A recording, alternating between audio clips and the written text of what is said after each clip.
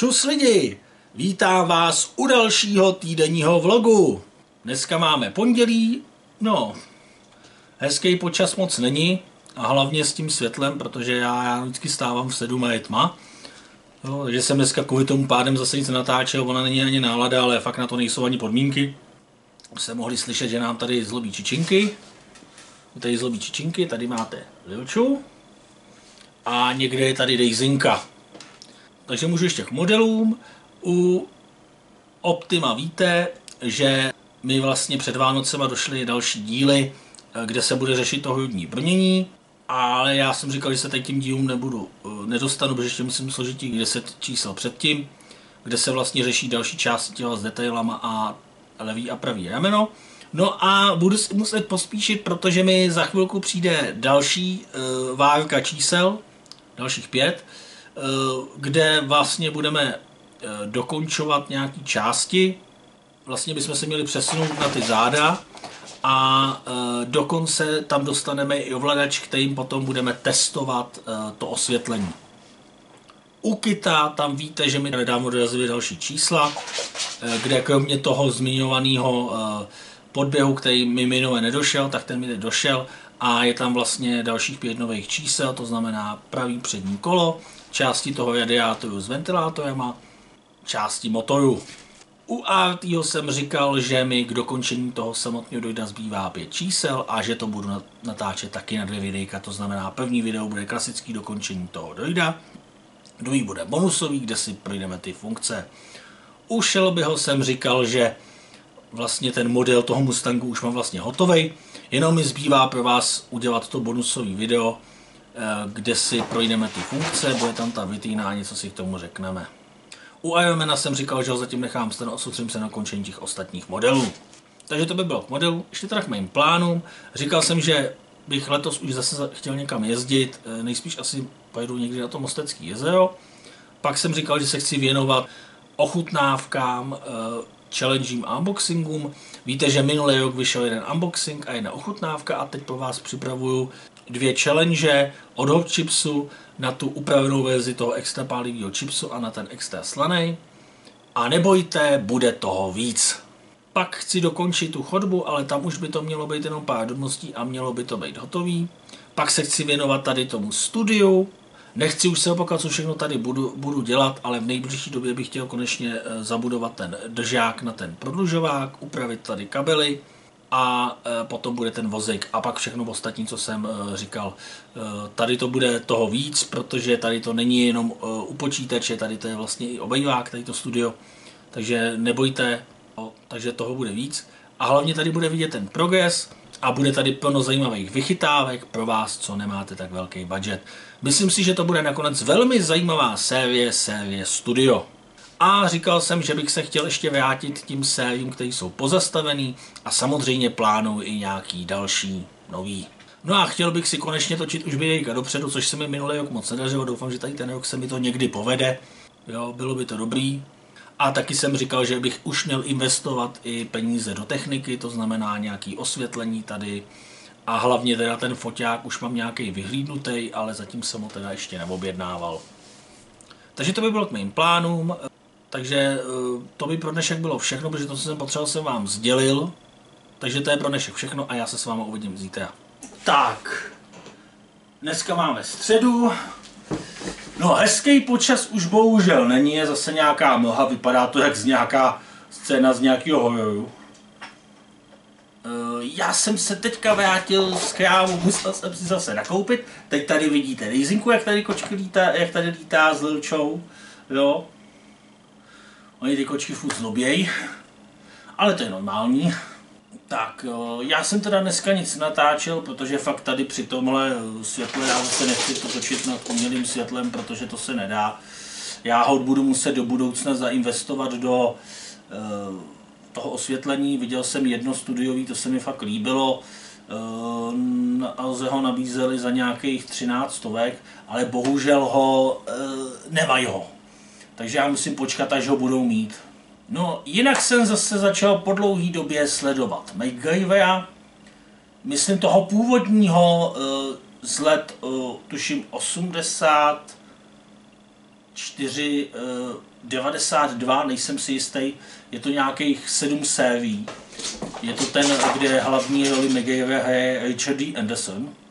Jo, a je to fakt vidět, na tom seriálu je hodně vidět, že tam jsou ty 80, 90 a fakt je to tam hodně vidět. A jako ty lokace některé jsou trošku takový crazy, jako jo, že vidět, že to hodně točili někde v tom Vancouveru, v té Kanadě, jo. I když se snažili nám třeba přesvědčovat, že to jsou prostě americký předměstí, americký města, tak to prostě točili někde v Vancouveru, což je v Kanadě. Hlavně fakt jako tam i třeba ty české lokace, tam třeba jsem viděl díl v Československu, který se měl odehrávat, tak jako úplně ty nápisy, úplně to nebylo ono, jo. A i když se snažili tu mluvu a tady to, tak jako nebylo to úplně ono, jo.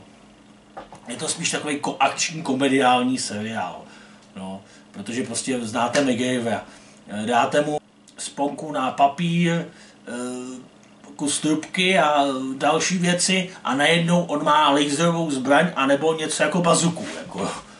Takže prostě to je takový všeuměl. A prostě to všeumělství bylo hodně tady v tom seriálu hodně uměl a na tom to bylo vlastně celý založený. Jo, a hlavně na tom na Richardovi Andersonovi, protože ten byl jako titulní hvězda. Takže jako musím to doporučit, já teďka jsem začal sledovat, už jsem někde ve 3. sérii, protože ono je to fakt jako docela svižný, ten seriál, o víkendu to zkouknete, pár v dílo máte to zkouknutý. Jo. I když jsou tam i epizody, které byste mohli klidně i přejet, protože když byste je neviděli, tak se nic nestane. Ale celkově ten seriál mám hodně rád.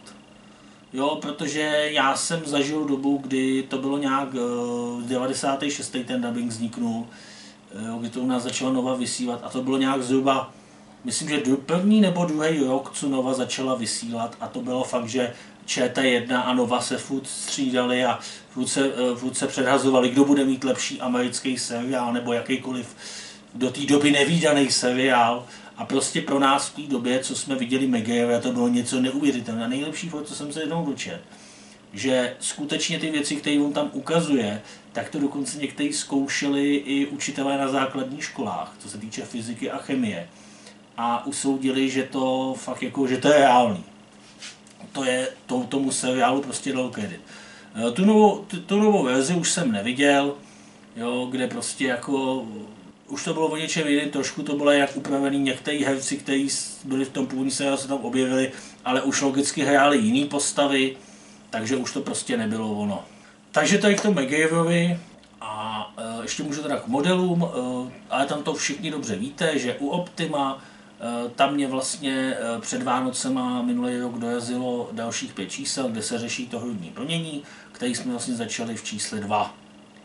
Ale já jsem říkal, že se k tady tím číslům tak nedostanu, protože musím dodělat těch 10 čísel, co mám tady ještě předtím, kde jsou nějaké části těla, nějaké detaily a řeší se tam levý a pravý rameno.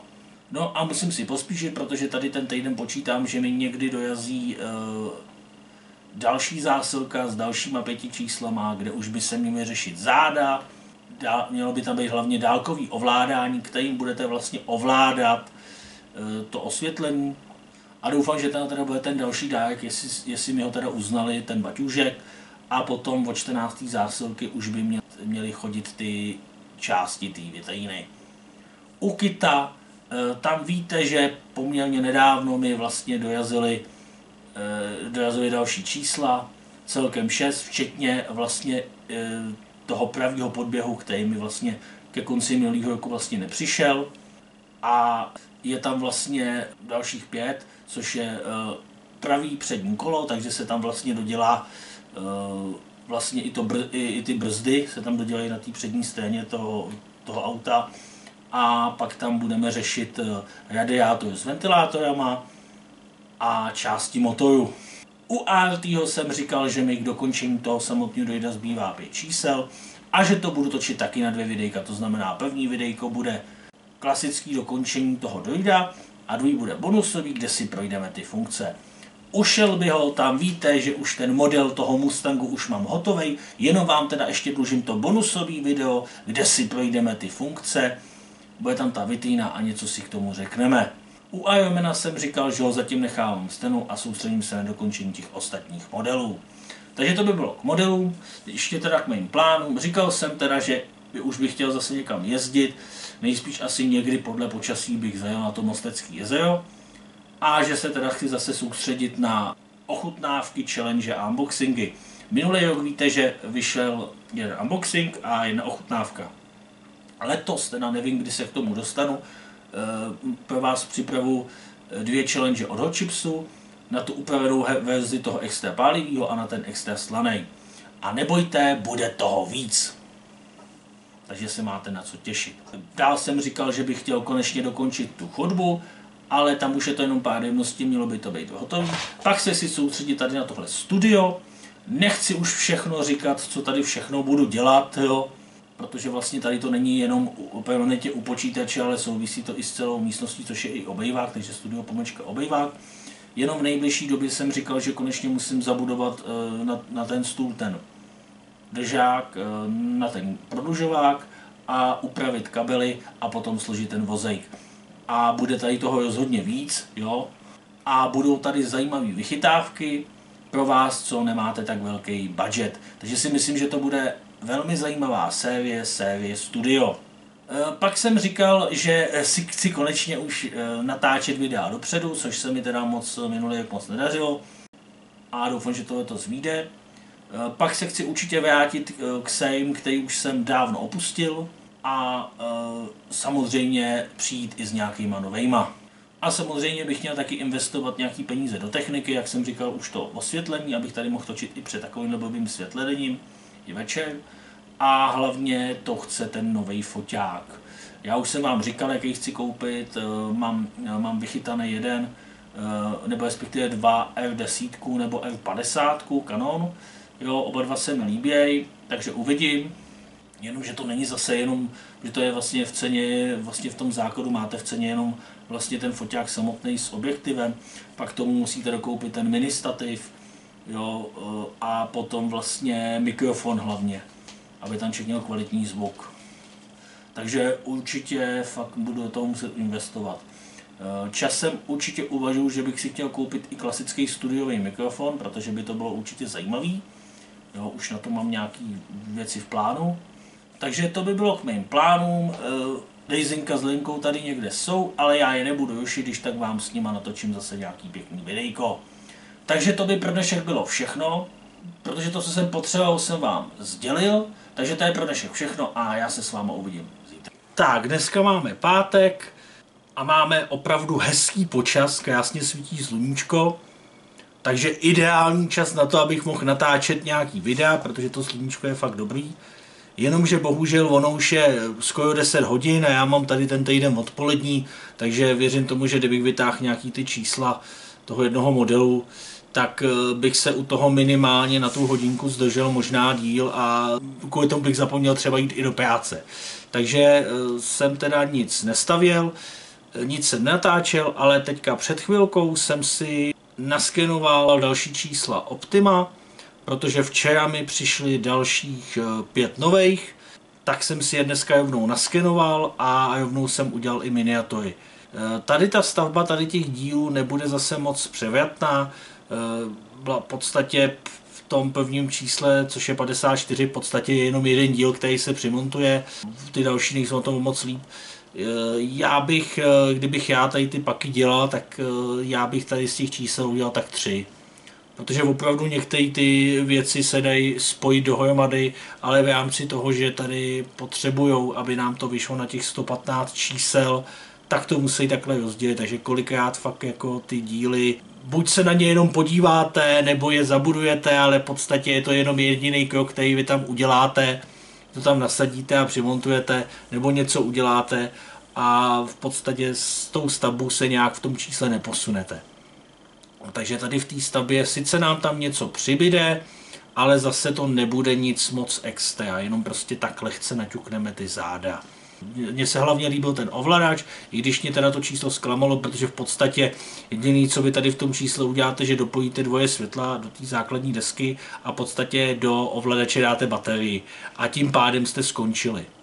já potom budu ját u toho online návodu, kde se u toho online návodu dělá to, že se vlastně to otestuje. A potom by se tam měly prohodit ty destičky s těma let's playama. Takže to asi záleží na vás, komu to bude vyhovovat, někdo to třeba dělat nebude. Zatím bych to nějak nerozebíral, blíž si o tom řekneme, až budeme teďka probíhat ty modely zase. Takže už ty věci na to Optima už mám připravený. Dokonce musím pochválit, že tam dojezl i ten dájek, ten baťůžek. Takže tím pádem rovnou můžeme k modelům. U Optima včera mi dojezilo dalších 5 čísel. Tady toho moc nebude v podstatě. Začneme ty záda, ale v podstatě nám toho tam moc nedají, takže moc to převratná stavba nebude. Sice nám tam něco přibyde, ale zase to nebude moc. Ale zase to nebude tak těžký a nebude to trvat tak dlouho. Ale fakt jako tady ta stavba bude taková nijaká, prostě tam to rozdělení těch čísel je takový, že prostě uděláte pár kroků a máte hotovo, takže tady věřím tomu, že tady až se dostanu tady k tím pakům, tak věřím tomu, že v dílách půl hodinky mi to trvat nebude, možná i 10 minut, já nevím, jo, 4 hodinky, protože prostě tady toho moc neuděláte. Jak můžu říct, tak to 54. číslo, to mě trošku zklamalo, kdy v podstatě máte jeden plastový díl, který přimontujete, a to je celý. A ještě povytáhnete vlastně kabel od bateriového boxu. A to je všechno, co s tím uděláte. A tam ty ostatní jsou taky něco, jo, co tam něco přidáte, a spíš tam něco přidáte. Já bych spíš řekl, že je to vlastně kvůli tomu, že oni potřebují ty čísla rozdělit na těch 115 čísel, tak nám to takhle dávkujou. Je to teda pochopitelný, ale i když fakt někdy se stane, že prostě vám vybude číslo, kde prakticky nic neuděláte, uděláte 1-2 kroky, který bližší spojit. Já jsem říkal, že vlastně já bych tady z těch 5 čísel udělal minimálně 3, jo, protože plno věcí tam šlo pospojovat, jo. Takže uvidím, jo, až se k tomu dostanu. Taky mě zklamalo to 57. číslo, kde jsem se těšil, že když už mi tam dají ovladači, že budu testovat, zkoušet ty světla, jak jsem viděl v tom videonávodu. Tady v podstatě tom návodu máte jenom, že dopojíte vlastně 2 kabely od světel do té základní desky a v podstatě do ovladače dáte baterku a tím pádem skončíte. Takže já určitě budu postupovat podle toho online návodu, že si to vyzkouším rovnou, aby to číslo bylo nějaký, aby tam něco bylo, protože tam opravdu toho moc není, tam je to triviální, tak možná na 5 minut, jo, že tam něco udělám. Když se u toho třeba nerozkecám, tak věřím, tak 3 až 5 minut, víc mi to nezabere, protože v podstatě tam toho moc není.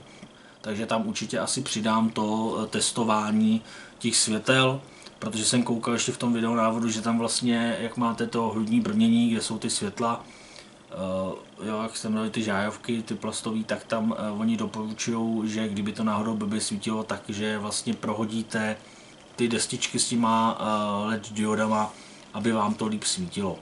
Takže uvidím, jak to bude vypadat. No a tam ty ostatní čísla, jak říkám, ty nejsou na tom pomocný. A hlavně mi tam dojazil ten dárek, ten baťůžek, vlastně s logem vlastně Transformers, ten bonusový. To byl vlastně dárek, když jste uzavřeli přeplotní minulý rok do 16.1.24, tak vás zařadili, že jste mohli získat tady ten dárek. Je to úplně takový standardní baťoch, jo, je tam krásně ten potisk s logem Autobotů, takže vypadá úplně stejně, jako inzerovali, takže musím pochválit, že fakt opravdu přišel a je takovej, jaký ho vyobrazovali. Akorát spíš bych počítal s tím, že zase bych to moc nepřetěžoval jako třeba tašku na nějaký věci, spíš bych to považoval jako takový ten botěk, když občas něco někam pojedete nebo si něco vezmete, protože nevím, jak to vydrží, jo.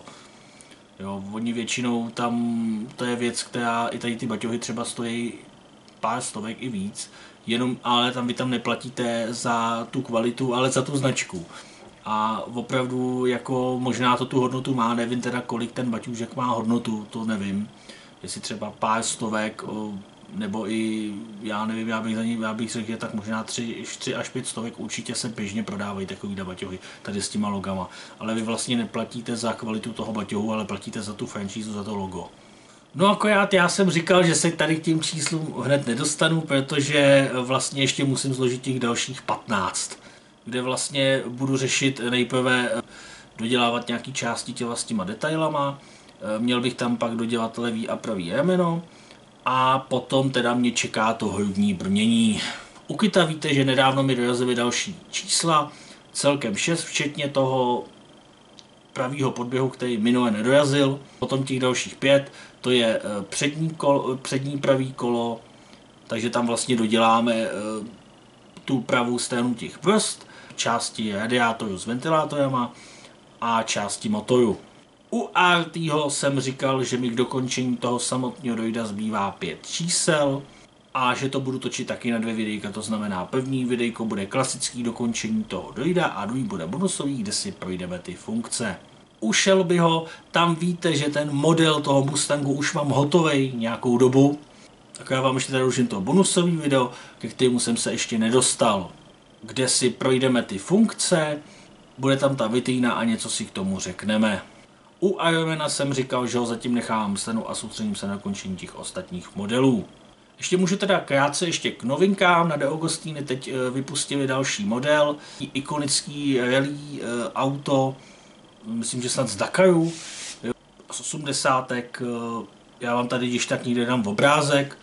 Vypadá ten model opravdu zajímavě, ale jako já mám rád ty auta, ale zase tady ty rally věci a tyhle ty věci ty mě dvakrát neberou.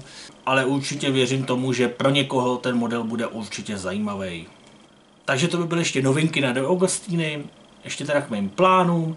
Říkal jsem, že už bych teda chtěl začít někam jezdit. Nejspíš podle počasí asi pojedu na to Mostecké jezero. A říkal jsem, že se teď spíš budu věnovat tím ochutnávkám, challengím a unboxingům. Minulý rok víte, že vyšel jeden unboxing a jedna ochutnávka. A teď pro vás připravu, ale ještě nevím, kdy se k tomu dostanu. 2 challenge od Hot Chipsu na tu upravenou verzi toho extra pálivýho a na ten extra slanej. A nebojte, bude toho víc. Takže se máte na co těšit. Pak samozřejmě chci dokončit tu chodbu, ale tam už je to jenom pár drobností a mělo by to být hotový. Pak se chci věnovat tady tomu studiu. Nechci už se opakovat, co tady všechno budu dělat, jo. Jenom v nejbližší době tady chci konečně zabudovat ten držák na ten prodlužovák, upravit kabely a složit ten vozejk.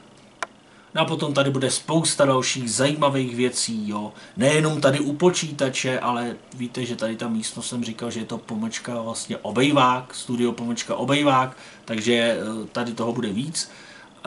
Hlavně tady budou zajímavé vychytávky pro vás, který nemáte tak velký budget. Takže si myslím, že tohle bude velmi zajímavá série studio. Pak jsem říkal, že už bych si chtěl videa točit dopředu, ale to se mi minulý rok moc nedařilo. Doufám, že tady ten rok to vyjde, bylo by to vhodný. Pak jsem říkal, že si konečně potřebuji taky investovat věci do té elektroniky, to znamená, chci si tady koupit nějaký to studiový světlo, abych mohl dobře natáčet, nejenom ty modely, ale i tady, když ono bude dobrý světlo. No a taky samozřejmě nějaký ten foťák. Mám vybraný od Canonu, přemýšlím nad F10 anebo nad F50. Oba dva ty foťáky se mi líbějí, jo, mají to, co já bych potřeboval, ale ono je tam bohužel cena, buď si můžu koupit sadu, která obsahuje hodně věcí, anebo si můžu v podstatě koupit nejlevnější variantu, což je jenom foťák a samotný objektiv, a k tomu se samozřejmě ještě musí dokoupit mikrofon a ten mini stativ. No a říkal jsem, že bych časem si chtěl tady pořídit klasický studiový mikrofon, protože mám na to plány, co by se na to dalo točit za zajímavý videa, takže na to se taky můžete časem těšit. Takže to by bylo k mým plánům. Dejzinka s Lilinkou tady někde jsou, ale já je nebudu rušit, když tak vám s nima natočím nějaký pěkný videjko. Takže to je pro dnešek všechno a vlastně z tohohle týdne taky, jo. Já chápu, že tady ten týden byl spíš takovej ukecanej, ale já prostě po tu odpolední toho víc nestihnu a hlavně neměl jsem ani moc náladu a nic moc toho zajímavého nebylo, jenom jste se dozvěděli, že zase začínám koukat na MacGyvera a že mi dojazily další díly Optima. Takže to je z tohohle týdne všechno a pro tenhle týdenní vlog taky a já se budu těšit u dalšího týdenního vlogu, tak čus, váš Johnny.